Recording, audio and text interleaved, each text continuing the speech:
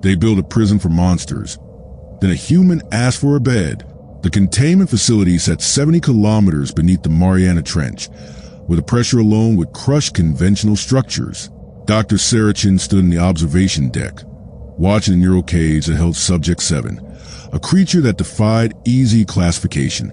Not quite octopus, not quite something older. Its three eyes tracked her movement with an intelligence that made her skin crawl. Still refusing sedation? She asked the tech beside her. Refuses everything we offer, except water. Drinks only the water we bring from the Pacific, unfiltered. Sarah nodded. After 3 years studying the specimens, she'd learned they weren't irrational. They had preferences. They had dignity, if you could call it that. The creatures had arrived 4 years ago. Scientists still debated their origin, deep-sea adaptation, or something genuinely alien, evolved in trenches humanity had never explored. What mattered was that they killed 12 researchers in the initial contact, another 8 in subsequent incidents before the military enclosed them in the subterranean tomb, 3,000 meters of rock and reinforced titanium between the monsters and civilization. Sarah had volunteered for this work because she believed understanding them mattered more than fear. The alarm came at 0300 hours, not a containment breach. The systems would have screamed differently. This was a communication array, activated by something in the facility's lowest level, something broadcasting upward through the water column. Get Dr. Chun, the night supervisor said. She found him in Medical Bay 3, the human one. They kept a bed there for emergencies, though in 4 years, they'd never needed it. The man was conscious, lucid, wearing a standard-issue wet suit that dripped seawater across the polished floor. Name's Marcus Webb, he said before she could ask. I came from down there, from the trench beyond your grid. Sarah's first instinct was to quarantine him, run tests. Her second was to listen. There's more of them, Webb continued, his voice steady despite obvious exhaustion. Thousands, maybe millions. They have settlements, architecture. They sent me up to make a request. That's not possible. You're right, it shouldn't be, but they've been studying human transmissions for 40 years. They learn language. They learn we put things in prisons when we don't understand them. Sarah sat down. Her hands felt numb.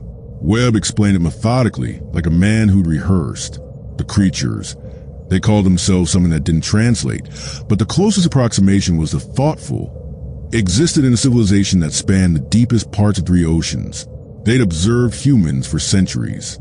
They'd even tried contact once, 50 years prior, but the encounter had gone wrong. A panicked research vessel, weapons deployed, 3 of their explorers killed. They've been peaceful since, Webb said. But when your government locked up their kin 4 years ago, they decided something had to change. Why send you? Why not communicate directly? Because, Webb said, meeting her eyes, they wanted you to understand the cost. I'm a volunteer. I agreed to live in your facility, in that bed, in observation, so you could study what integration looks like, so you could see that they're willing to trust you with one of their own. Sarah's throat tightened. And in exchange, they want their people released, or at minimum, treated as something other than monsters to be studied and feared. The decision came down from Geneva in 18 hours. The political calculus was brutal. 1 human volunteer against the lives of the creatures in custody. The specimens, they concluded, had been non-aggressive in containment. The protocols had worked. Perhaps isolation had been unnecessary. Perhaps fear had driven the decision. They moved the creatures to a larger facility in the Mariana Canyon itself, maintained but not confined. Ongoing observation. Officially, in practice, an acknowledgement of something resembling rights. Sarah visited Webb 3 months later. He sat in the medical bay, reading a book about marine biology. Through the transparent aluminum of the adjacent chamber, she could see one of the creatures, Subject 7, moving in water that was almost its own. Do you regret it? She asked. Webb considered the question. They told me something before I left. They said that every species believes itself to be the only one capable of true cruelty, that they'd proved us wrong about ourselves, at least.